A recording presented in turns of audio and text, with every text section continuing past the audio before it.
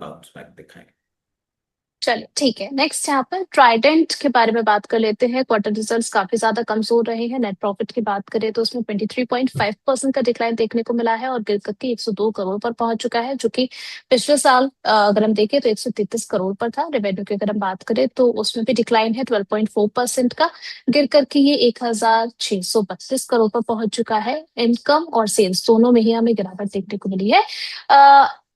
अगर हम बात करते हैं ट्राइडेंट की, अभी अगर हम देखें 24 के लेवल पर चल रहा है। 1.31% का डिक्लाइन देखने को मिला है आज के सेशन में। रचित सर, आपका नजरिया ट्राइडेंट को लेकर के? देखिए, कोई सेंस ऑफ रिस्पाइट नहीं दे रहा है। ये जिस हम्म। तरीके से पोजीशन है, आप देखें चार्टिकल पैटर्न्स भी वीकनेस की ओर ही सिग्नल कर रहे हैं। और गोइंग फॉरवर्ड हो सकता है अभी आपको डाउन साइड और आता हुआ दिखे, और ये डाउन साइड जो है आपको 22 रुपए के आसपास तक आता हुआ दिख सकता है। अकॉर्डिंगली हम्म। पोजीशन मैनेज करें। ओके, नेक्स्ट यहाँ पर बीपीसीएल के बारे में बात करें तो मार्केट एक्सपेक्टेशंस इनके रिजल्ट्स जो है वो कुछ कमजोर नजर आए हैं। नेट प्रॉफिट की बात करें तो 3190 करोड़ के आसपास पहुंचा है। रेवेन्यू की अगर बात करें तो 1.2 लाख करोड़ के आसपास। मार्केट एक्सपेक्टेशन से ये भी नंबर्स जो है वो नीचे नजर आ रहे हैं। बीपीसीएल का अगर आज हम काउंटर की बात करें 286 के लेवल पर ट्रेड हो रहा है। रचित सर, अभी हम ऑयल स्टॉक्स के बारे में बात कर रहे थे, बीपीसीएल को लेकर के आपका नजरिया? देखिए, कुछ हद तक नतीजे नहीं सक्षम हो पा रहे हैं, और जो हम पूरी सिचुएशन देख रहे हैं, जो हमने अभी डिस्कस भी करी ओपनिंग में, हम्म। हो सकता है आपको ये 268 लेवल्स तक भी आता हुआ दिखे। वहां पे भी क्या आपको बाइंग करनी चाहिए? मैं कहूँगा नहीं। फॉर द टाइम बीइंग थोड़ी दूरी बना के रखें। जब तक स्टेबिलिटी नहीं होती है, जब तक जियो पॉलिटिक्स नॉर्मलाइज नहीं होता है, जब तक ये क्रूड का फिएस्को, स्ट्रेट ऑफ हॉर्मस की प्रॉब्लम, ये सब नहीं बंद होती है, फॉर द टाइम बीइंग दूरी बना के रखिए। चलिए ठीक है। एस्ट्रल का परफॉर्मेंस देखा जाए तो ये भी मार्केट एक्सपेक्टेशन से थोड़ा सा कमजोर रहा है। नेट प्रॉफिट की बात करें तो ईयर ऑन ईयर बेसिस पे 20% का ग्रोथ हमें देखने को मिला है, और रेवेन्यू का अगर बात करें तो ये भी एक्सपेक्टेशन से 30% तक कम इन्होंने रिपोर्ट किया है। एस्ट्रल लिमिटेड को लेकर के सर, कोई अपॉर्चुनिटी आप देख रहे हैं इसमें? नहीं, देखिए, अब या तो सिचुएशन ही ऐसी बन रही है, चार्टिकल पैटर्न्स ऐसे बन रहे हैं आज। हम्म। मतलब आप इसको अगर क्लियर केस देखेंगे ना, एक सेलिंग का चार्ट बना है बहुत स्ट्रॉन्ग हम्म। 19 में, दैट वाज येस्टरडे। और अपने 200 डे मूविंग एवरेज को ब्रीच किया है इसने। और वीकनेस अब जो है वो क्लियर केस बढ़ती हुई ही दिख रही है। जिस तरीके से हम्म। है, हो सकता है आने वाले दिनों में आपको ये एक बार 1380 लेवल्स भी दिखा दें। अभी फॉर द टाइम भी इससे भी हम थोड़ी दूरी में रख के रखें तो बेटर है। चलिए, इससे भी थोड़ी सी दूरी बना करके चलें। दर्शक का सवाल आया है रचित सर आपके लिए। आ, सिद्धार्थ शर्मा जी पूछ रहे हैं कि रचित सर, आपने रिलायंस इंडस्ट्रीज को लेकर के बाइंग कॉल दी थी, अभी आपका व्यू क्या बन रहा है? अभी अगर रिलायंस इंडस्ट्रीज की बात करें 1324 पर चल रहा है। अगर अभी खरीदारी करने का और मन है रिलायंस को लेकर के, क्यों, तो किन लेवल्स पे की जा सकती है? देखिए, as much as I remember, मैंने रिलायंस इंडस्ट्रीज 1 जनवरी को सारे प्लेटफॉर्म्स पे कॉल दी थी, and at that given point in time it was trading at 14 hmm. 1500 levels. तब ट्रम्प साहब ने ये सब बखेड़ा नहीं फैलाया था। अब वो बखेड़ा फैला चुके हैं, और उसके बाद अब वो लिटरली उस बखेड़े में और बखेड़ा फैलाए जा रहे हैं। रिलायंस इंडस्ट्रीज के आप रिजल्ट्स देखिए, और जिस तरीके से इनका ऑयल टू केमिकल बिजनेस और क्रूड बिजनेस में मार्जिन प्रेशर देखने को मिला है, जिस तरीके से आप देखें इनके टेलीकॉम बिजनेस में हल्का सा आरपू जो हम एक्सपेक्ट कर रहे थे, एक हम्म। पेंट अप मूवमेंट आया, वो भी नहीं आता, वो आपको देखने को मिल रहा है।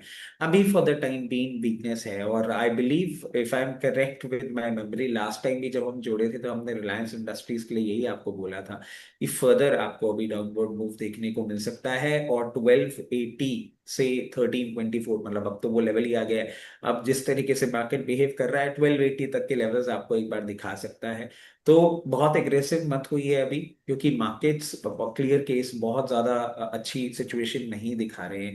और एक चीज मैं और ऐड कर देता हूँ उर्वशी जी, क्योंकि हम ये सारी अभी बातें कर रहे हैं, और बिकॉज हम हफ्ते में कुछ दिन ही जुड़ते हैं। क्लियर केस में ये कह देता हूँ कि अगर इस बार आपने 23,000 लेवल्स निफ्टी ब्रीच होते हुए देखी, तो जितने भी सब चैनल्स पे बात हो रही थी, जितने भी मार्केट एनालिस्ट आके ये बात कर रहे थे कि हमने बॉटम हिट कर लिया है, अब हम नए हायर हाइज की ओर जाएंगे, वो नहीं होता हुआ दिखेगा। कहीं ना कहीं लोअर हाई लोअर लो वाली सिचुएशन बनती हुई दिखेगी, और हो सकता है इस बार हम 22,000 लेवल निफ्टी को ब्रीच करके और ज्यादा पेन पॉइंट देखें। चलिए ठीक है। यहाँ पर नेक्स्ट अतुल चौधरी जी का सवाल आया है, कह रहे हैं कि इनका व्यू जो है सर यहाँ से दिसंबर तक का है, तो ये फ्रेश एंट्री करना चाहते हैं। 3 ऑप्शन इन्होंने दिए हैं, HDFC bank, Hero MotoCorp and Dhanuka Agritech. आपका अपना नजरिया? थर्ड थर्ड काउंटर कौन सा बोल रहे धन हैं? धानुका एग्रीटेक। अच्छा, ठीक है। तो देखिए, मैं जाऊंगा बहुत ही सेफ हेवन के साथ। और मेरे को सबसे इसमें सेफ जो लग रहा है, because banks, Urvashi ji, hmm. Continuously have been talking about it, pain pain pain pain, hmm. Massive pain. अभी और आएगा। और मैं आपको ये और बताता हूँ कि बैंक्स अभी इतना बुरा ब्लीड करने वाले हैं जितना हमने सोचा भी नहीं था। अ, हम एनालाइज भी नहीं कर पाएंगे जितने डिफॉल्ट्स और सारी सिचुएशन आपको बनती हुई दिखेगी। अब मैं हीरो मोटोकॉर्प के साथ बहुत ज्यादा कंफर्टेबल हूं, और उसके पीछे आपको रीजन बता दूं कि आप देखें, जैसे ही मॉनसून हार्वेस्ट सीजन और फिर मैरिज सीजन और फिर फेस्टिव सीजन ये आता है, यूजुअली हमने देखा है कि जो सेकंड और थर्ड क्वार्टर होता है वो हीरो मोटोकॉर्प के लिए अच्छा होता है। मैं आपसे बस इतनी सी रिक्वेस्ट करूंगा, ये जो भी आप इन्वेस्टमेंट सोच रहे हैं इसको दिसंबर से जनवरी तक बढ़ा दीजिएगा, क्योंकि दिसंबर क्वार्टर के नंबर्स जनवरी में आएंगे एंड स्टॉक का परफॉर्मेंस तब आपको बहुत अच्छे से अनलीश होता हुआ दिखेगा। अब हीरो मोटोकॉर्प के लिए मैं आपको एक चीज बता देता हूं, इसमें स्टैगर्ड मैनर में बाइंग आप करिएगा अपनी। जिस तरीके से ये पोजिशन है, अराउंड 25% अपना फंड एलोकेशन आप अभी चालू कर सकते हैं 4950 लेवल्स पे। फिर थोड़ा सा इसको कूल ऑफ करने दीजिए, करेगा भी मार्केट के साथ, आपको 4700 के लेवल्स दिखेगा वहां पे। और फाइनल लेग पोजीशन अपनी 4455 लेवल्स के आसपास आता है, वहां पे बना के एक बार रख लीजिएगा। जैसे ही नंबर्स और सारी चीजें और मार्केट इंप्रूवमेंट गोइंग फॉरवर्ड आपको देखने को मिलेगा, एक अच्छे मोमेंटम में ये स्टॉक वापस आपको आता हुआ दिखेगा। क्लियर केस, सबसे पहला सप्लाई पॉइंट 5460 है, 5460 को ब्रीच करेगा, हो सकता है जनवरी के मंथ में नेक्स्ट ईयर आपको ये 6000 के लेवल पे दिखा दे। बहुत अच्छी कंपनी है और वैल्यूएशन टर्म्स पे भी धीरे धीरे अट्रैक्टिव लग रही है। चलिए, तो यहाँ पर पीसीआर टीम हीरो मोटोकॉर्प के ऊपर जो है वो बाय का ढप्पा लगा दीजिए आप लोग, ताकि आसानी से समझ आ जाए कि हीरो मोटोकॉर्प को लेकर के क्या राय निकल करके आई है रचित सर की। चलिए यहाँ पर बिल्कुल बाय का ठप्पा यहाँ लग गया है। आगे बढ़ते हैं रेणुका एग्रीटेक के ऊपर। सर 1151 के लेवल्स पर जो है वो ट्रेड होता हुआ नजर आ रहा है, 2.5% नीचे है। आपका नजरिया मिड टर्म के लिए? देखिए, धानुका एग्रीटेक 1150 लेवल्स पे चल रहा है and it's a pesticide company. इसमें एक बहुत इंटरेस्टिंग चीज निकल के आ रही है। 19th May, that was yesterday, एक वॉल्यूम बेस्ड बाइंग देखने को मिली है। हल्का सा सप्लाई आपको जरूर देखने को मिल सकता है 1260 लेवल्स पे। उसको जैसे ही ब्रीच करेगा, फर्दर अप मूव आपको 1480 लेवल्स तक लेके जाने का दमखम ये रखता है। बट एक बहुत इंपॉर्टेंट फैक्टर इसमें भी है, और वो है स्टॉप लॉस।